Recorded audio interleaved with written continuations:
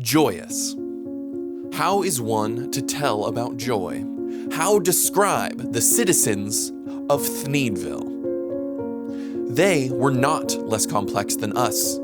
The trouble is that we have a bad habit, encouraged by pedants and sophisticates, of considering happiness as something rather stupid. Only pain is intellectual, only evil interesting. This is the treason of the artist, a refusal to admit the banality of evil and the terrible boredom of pain. But to praise despair is to condemn delight. To embrace violence is to lose hold of everything else. They were not naive and happy children, though their children were in fact happy. They were mature, intelligent, passionate adults whose lives were not wretched. A boundless and generous contentment, a magnanimous triumph felt not against some outer enemy, but in communion with the finest and fairest in the souls of men everywhere and the splendor of the world's summer. This is what swells in the hearts of the people of Thneedville, and the victory they celebrate is that of life. Do you believe? Do you believe? Do you accept the festival, the city, the joy? No? Then let me describe one more thing.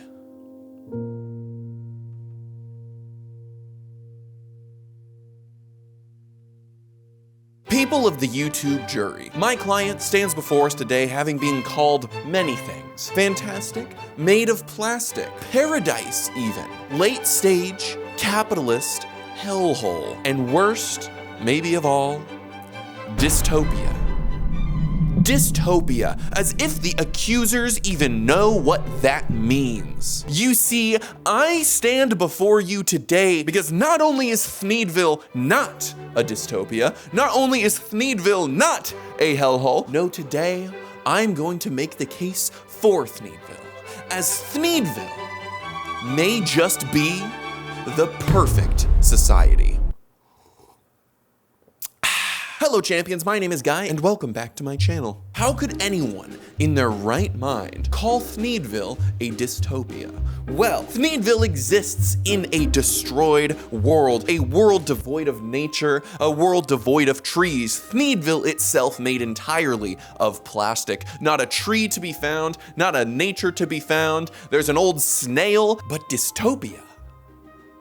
I rebuke that. For you see, a dystopia, as defined by Merriam-Webster, is, I'm looking at it right now, an imagined world or society in which people lead wretched, dehumanized, fearful lives. Now, off the bat itself, the very movie opens with a musical number where the residents of Thneedville sing the Thneedville song. It introduces the town, it introduces the setting, and it tells us how the people of the town feel about living in it. We learn that Aloysius O'Hare is, basically the leader of this town. We do see there's a city hall, so my guess would be mayor. Throughout the whole movie, there's never sort of any interaction with any sort of greater government, leading me to believe Thneedville's on its own. And it seems the primary form of law enforcement is these two dudes. They have names, I don't remember them. If you only need two guys enforcing the law of the town, there's not many people that choose to break the law. When we have people not breaking the law, primarily what that means is the citizens are being taken care of. There's no reason to break the law, because why would you? They love living here. If O'Hare ruled the city with an iron fist, subjugating the people in this dystopian way, you would imagine there being almost like a whole military police force type of dealio that are forcing the citizens to stay in line, that are forcing the citizens to work for O'Hare. What we see is a happy population that is more than happy to follow the rules of the town because the town provides great boons to them. The biggest thing that this corporate law enforcement does in the movie is try to prevent Ted from leaving town. And Ted leaving is treated as a complete anomaly, like this never happens. What? Why is he leaving town? No one ever leaves town! So yeah, even though there's giant walls built around town, Nobody really seems to care. We do also see a very wonderfully laid out city, a place that looks great to live. The center of this town is this whole plaza around City Hall with all of these different businesses. We see like a casino, we see comic book shops, we see there's like pizza places, right in a place where people can walk around. There's parks, enrichment and entertainment. The infrastructure of the city seems community-based and is robust and accessible. And thinking of the glowing kid, water obviously is not very sanitized in this area. However, I will not go on the record and say that is necessarily the city's fault. In the park sign, in the back, there's very clearly a fish sign. This area is labeled as a fishing zone. Fishing zones and swimming zones do not go together because it's not safe to swim in a fishing zone. Which means, at this point, it is on the parents, Dan and Rose, for letting their kids swim in this radioactive water. That is pure parental neglect. Because we know that there's people living here, we know there is water to drink somewhere. Not to mention, if they were able to purchase snorkels and flippers, there must be a pool somewhere. They got ski jumping, for God's sake. You're telling me they don't have a swimming pool? Not to mention, by the end of the movie, they say our son Wesley kinda glows, and that's not good, so we suppose we should let it grow. Do you not care for your child? But speaking of him glowing, we have to ask what the healthcare system is like in the town of Thneedville. In any normal scenario, the food, the air, the water, this would cause people to die very early.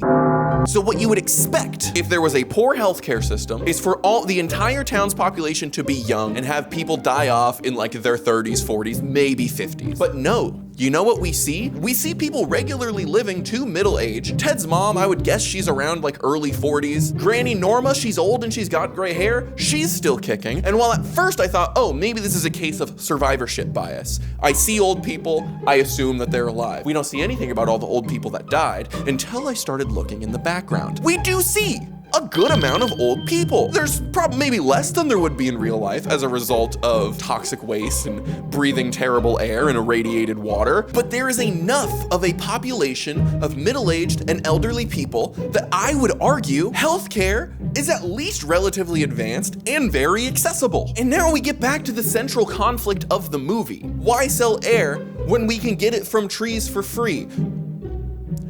Is there a single person in that town, a single person in the movie who struggles to buy the air? Is there a person somewhere in Thneedville who is poring over bills and crying and losing their minds because they can't afford the air bill? If there is, we never see them. No, what we see is an entire town full of healthy, well-off individuals who are more than happy and are more than capable of affording fresh air. Aloysius O'Hare is not screwing the townspeople over by selling this air, he is improving their lives. And if he is the leader of this town, every decision he has made as leader of this town to get this town to where it is currently is improving the lives of the people tenfold. Take a look at the flashback when Aloysius first gets the idea to sell air. The town's kind of dirty, it's not entirely finished because the Onceler abandoned the company, lost funding, old man's coughing, can't breathe, whatever. He gets an idea. He finds a way to manufacture oxygen and start to sell it to the people. He is now the leader of the town. He takes all of the money he's making with the Aloysius O'Hare Corporation, he reinvests them into the community and uses it to finish the town. Build walls, sure, maybe there's some ethical dilemmas with keeping people trapped there, but he is using that money to keep everyone happy. The community is thriving.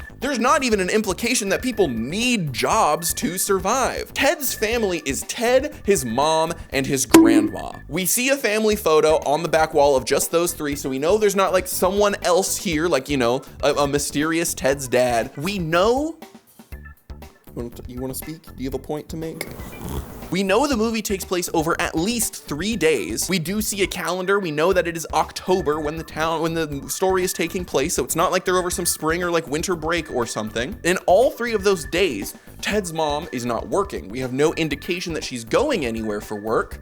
She's just hanging out. Granny Norma's old, she's likely not working. Either Granny and the mom had enough money to retire, or there is some sort of like universal basic income, meaning people don't need to work 40-hour work weeks, you know, full-time jobs. They can just work part-time-ish, get some extra money, and all their other needs are covered. Nowhere throughout this entire movie do we get any indication that a single citizen of Thneedville is unhappy, that any citizens of Thneedville are struggling. Thneedville, from what I am seeing, seems to be a paradise to live in. Aside from Aloysius himself, there's really no wealth disparity. There doesn't seem to be any true disease. This town is built around this sense of community. People have entertainment, a very low police presence, meaning there's probably not much crime. All this coupled with some sort of either really advanced and cheap healthcare system or even just universal healthcare and a universal basic income or an extremely low cost of living, and not a single person who struggles to afford the air that they need to live their most fulfilled lives. I don't know about you, but Thneedville seems like a wonderful place to live. Anyone remember J.A. Biztown? Or just me? Because that's what Thneedville reminds me of. Dude, I was the CFO of the real estate company. Oh, baby, you know I was running some paychecks. But I hear you. I do hear you. You might say, sure, this is all well and good. Thneedville might be a great place to live, but it is built on the back of the destruction of the world. I do hear you. First off, are the citizens of Thneedville and Aloysius O'Hare responsible for the destruction of the environment? No, the Onceler is. He's the one that destroyed all the trees in the Truffula Forest. He's the one that cut them all down and doomed the world to this apocalypse, and he doesn't even live in the town. And not only that, even if the people of Thneedville wanted trees to get air for free, what are they supposed to do? Where are they supposed to get trees, huh? We only see evidence that there is one tree seed left in existence, and it's not in Thneedville. The last tree is with the Onceler outside of town. Even if they wanted trees, what are they gonna do about it? They can all afford air, so why care? Why give it darn, you know what I mean? No one has any knowledge that the trees even have the ability to come back. But even if we look backwards to the time the Onceler arrived in the Truffula Valley and chopped down all these trees, how at fault is the Onceler? Because although we do not really see the world at large in the Onceler's memories, in the Onceler's flashbacks, the pieces of information we do get are critical for understanding what kind of world the world was before it became the way it is. The world the Onceler inhabits was already destroyed. How do I know this? How big is the Truffula Forest actually? We do get this wide shot that gives us a general understanding of the Truffula Forest, but we don't actually get an explicit size that the forest is meant to be. Or do we? When the Onceler chops down his first tree, he uses that tree to make the first Thneed. Let's just say, for the sake of calculation here, it takes one Truffula tree to create one Thneed. We actually do get a number for how many Thneeds were sold. We see here that 5.26 million Thneeds were sold. If we are assuming one tree equals one Thneed, and we're not worried about any sort of extra efficiency that the machines might have had, and we don't account for any trees that might not have been good, we can get an approximate size of 5.26 million trees. Now let's put that into the context of the real world. The Kakamega Forest. This is a forest in Kenya that is recognized as a critical biodiversity reservoir. And I chose this forest for a couple reasons. One, as far as major forests go, it's on the smaller side. Not just that, but due to logging, in just the last 3 decades, it has lost about 21% of its overall area. Sounds familiar? Well, I found an article from March 22nd, 2023 on women'searthalliance.org. It detailed that in partnership with the WWANC, they led the Women and Forest Conservation Project to support the establishment of indigenous tree nurseries that are sustainable in the Kakamega Forest. Now, from about April 2022 to about March 2023, they planted over 34,000 trees, reforesting 24 hectares of forest. Now, the Kakamega Forest as a whole is about 24,000 hectares. That makes our math really easy. If they planted 34,000 trees, we can multiply that by about 1,000 just to give us a rough number of about 34 million trees in the Kakamega Forest. And by comparison, the Truffula Forest has about, let's round up, say 6 million. So at the same tree density, That would make the Truffula Forest about 4,235 hectares. I'm just gonna hold this paper up here. The Kakamega Forest, though, is pretty dense, and as we see in the wide shot, the Truffula Forest is not necessarily quite as dense. So I'm just gonna give it a rough multiplication by about 3, again, being generous as far as the size here. The Truffula Forest is about 126.9 kilometers squared, or approximately 50 square miles. That's not very many. You're telling me right now that the destruction of this one forest is enough to just completely obliterate the environment of the local area? The sky is purple and black? There's not any nearby forests that can at least give us some like orangey haze. And then I kept digging, because there is a key point when it comes to forests as a whole, and that is biodiversity. Now, biodiversity can be explained as the variety of different types of life that you can find in a single area. I'm reading it down here, forgive my eyes. From plants to animals to fungi to insects, this keeps the surrounding nature healthy and sustainable because all of these different creatures work together in the circle of life to feed the animals, feed the soil, feed the plants, all of these things working together.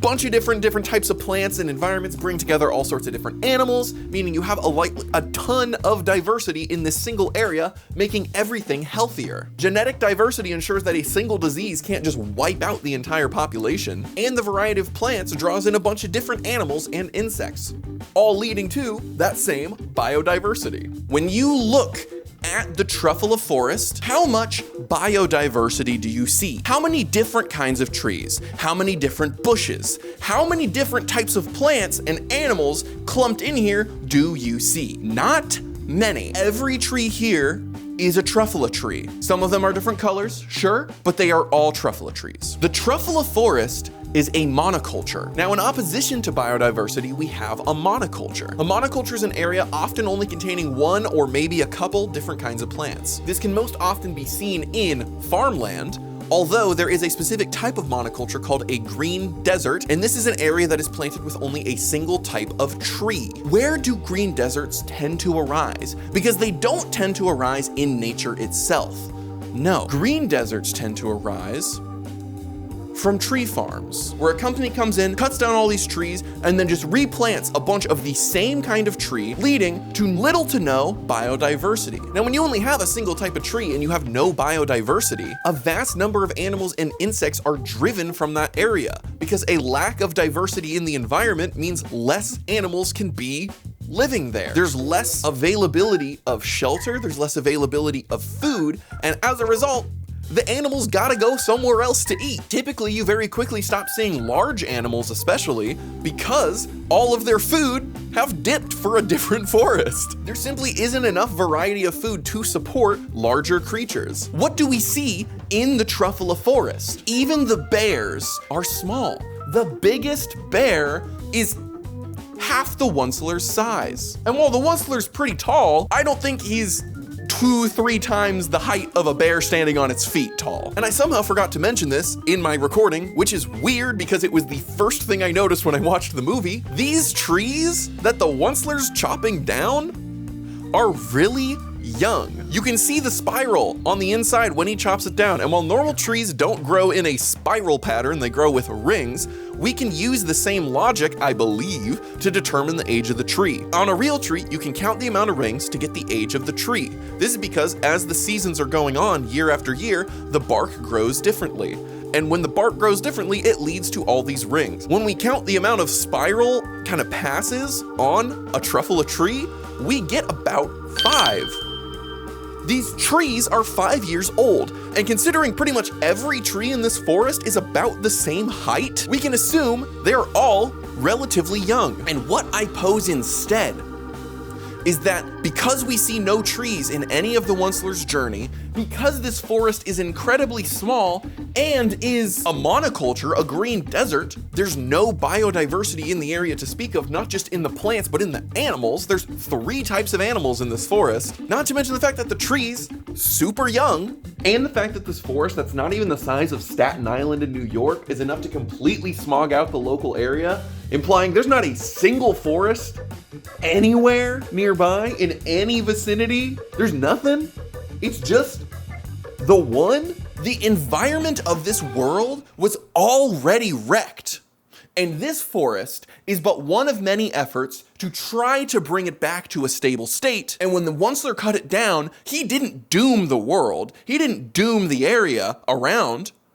He simply cut back progress on an already existing reforestation effort. Maybe the truffula trees were bioengineered specifically to clean the air. I mean, think about it. The tufts resemble hair much more than they do leaves. This texture reminds me a lot of like an air filter. They also grow exceptionally quickly. The seed that Ted has, once it gets water on it, takes about, what, an hour max to sprout, if even that? These would be great to use in a tree-based emergency. If all of a sudden this entire forest is gone and you need to quickly replant the area, boom, bunch of truffula seeds, drop them from an airplane, let it rain, you got a forest in an instant. It would also explain how after the end of the movie, when we see the future, when the Onceler comes out, all of these truffula trees are still sprouting, they are still tiny, and yet the sky's already blue. Because they are designed to filter the air, they can filter the air very quickly. Not only that, when the Onceler comes in and he chops down his first tree, and the Lorax appears, and he goes to confront the Onceler, he introduces himself by saying,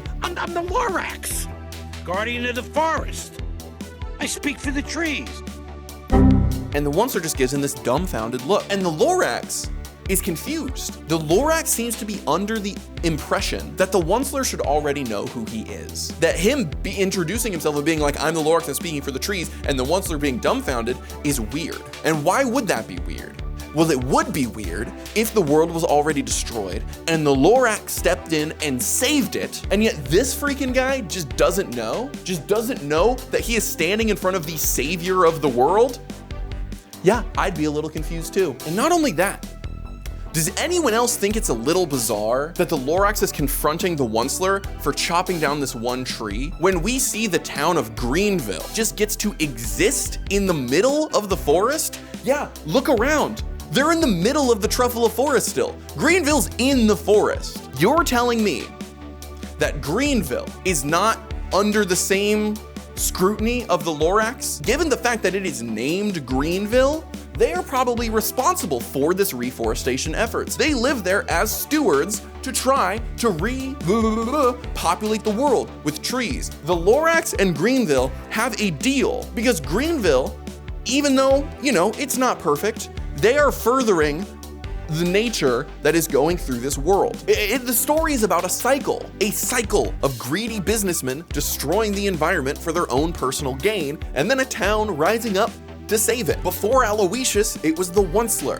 Before Onceler, it was Blackrock. Greenville could have been the previous Thneedville, the previous people who saved the world. And now the Onceler's coming in, restarting the cycle over again. And the Lorax, he said, what? And a fun detail I noticed, Greenville is literally Thneedville. I know there's people who are like, oh, I think Greenville becomes Thneedville. We see in the background of Aloysius's past when he gets the idea to sell air, if you look in the background, Thneedville's being constructed. And if you look at the architecture under the construction, it's just Greenville.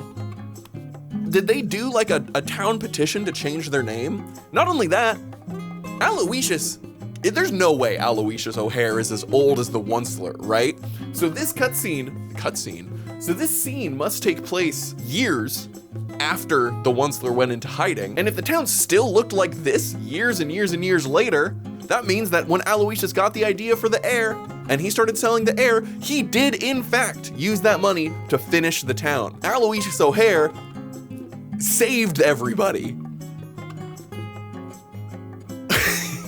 And when you look around Greenville, wood is not one of their primary building materials. Most of the houses are made from stone and masonry, and the places we do see wood are less common. We see them on doors, we see crates, we see signs, potentially the pavilion the Onceler's trying to sell the Thneeds out of, although this could be made from another material. All things that, in my opinion, could have very easily been reused or recycled. Or if they are actively planting the world, again, the Lorax is allowing them to use these trees to create minor pieces of infrastructure because they are doing an overall good by replanting this forest.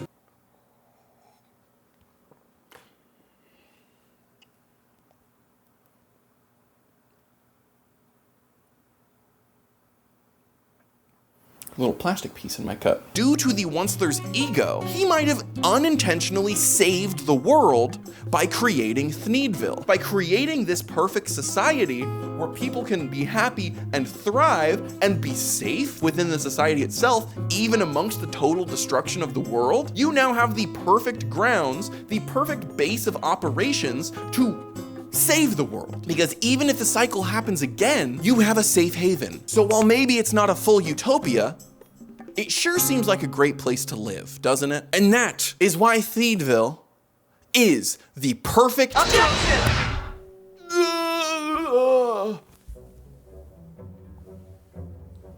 I'm basing this whole assumption on things we don't see. Because while we do see that people are happy living in Thneedville, we don't actually see that the world might have already been destroyed. That's just an extrapolation. Now we have to use that same logic then and put that on to Thneedville. When we start to analyze not just what we see, but what we don't see, that's when we get to the truth of what Thneedville is. Because let me ask an incredibly important question. The people in Thneedville are happy, they are thriving, they are healthy, they are living their best lives in a city made of plastic. It takes a lot to make plastic, most importantly, oil. If the people of Thneedville are all in the city living these happy lives, where are all the factories? Where are all the oil fields?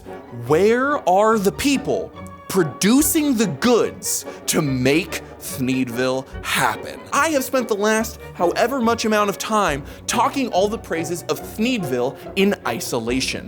But when we take into context the greater world around it, we realize there's a lot more going on that we don't see. There are people out in the destroyed wasteland that is the world who are working the oil fields. There are factories producing the smogs that are in the sky that we don't see coming out of Thneedville itself, and yet we know Aloysius has the ability to build more factories. The O'Hare Corporation explicitly says they're gonna build new factories because the more smog in the sky, the more people will buy. And yet we don't see a single factory in Thneedville itself. We don't see smog emitting from anywhere in Thneedville. Why else do you think O'Hare travels by blimp? It's so we can get out of the city, over the walls, and go to the places the factories actually are, out in the world. Even the vent out on the inside of the wall when Ted's trying to escape, which I originally believed was for smog venting, when we actually see the exteriors of the vents on the outside of Thneedville, they're not venting any smog.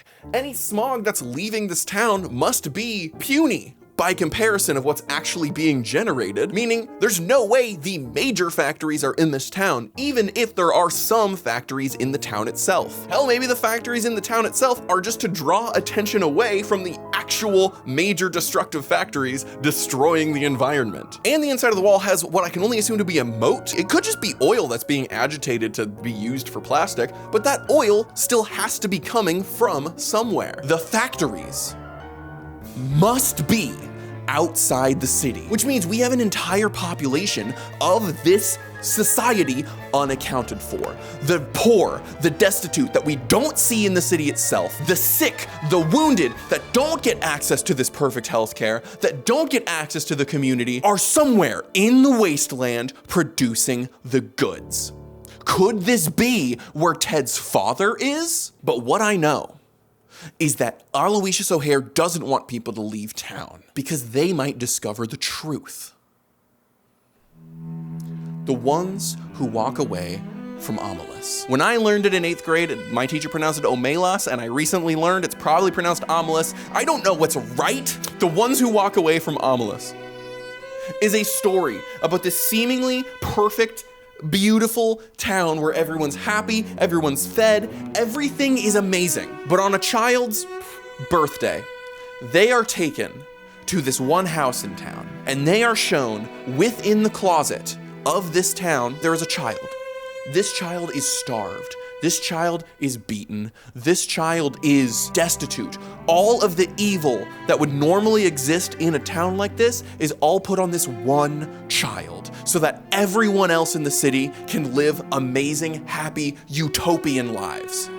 And the question that the story asks is, if you were to learn of the existence of this child, if you were to learn that your comfort and your happiness was built on the suffering of somebody else, even if the suffering of that one person made a greater good where more people could be happy, would you walk away from Omelis?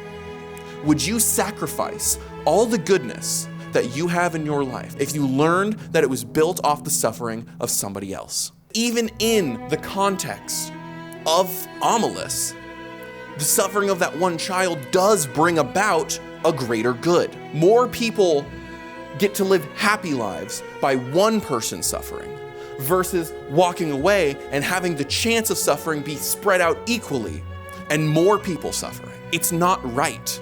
Everyone knows it's not right.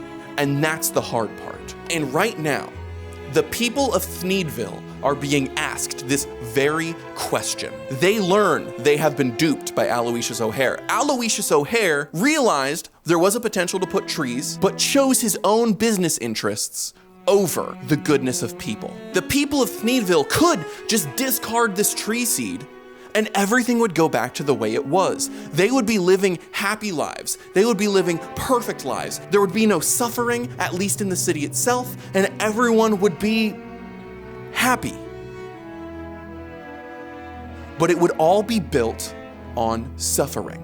The suffering of the world is what the people of Thneedville know about, but if there is people outside the city, it's also built on the suffering of those people. And the people of Thneedville gave their answer.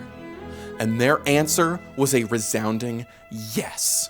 We are going to walk away from this life because it's not right. It would be easier to maintain the course. It would be easier for the people of Thneedville to continue to live as they have been living. And to their knowledge, there wouldn't be suffering incurred by destroying this tree seed. In real life, it takes a lot for people to make a true change like that. Human beings are creatures of habit. Most people will not be able to make a serious lifestyle change until that lifestyle is actively, consistently harming them and the people around them. And the pain of continuing is greater than the pain of changing. But the people of Thneedville are good. The people of Thneedville are built on community through years of this investment. The people of Thneedville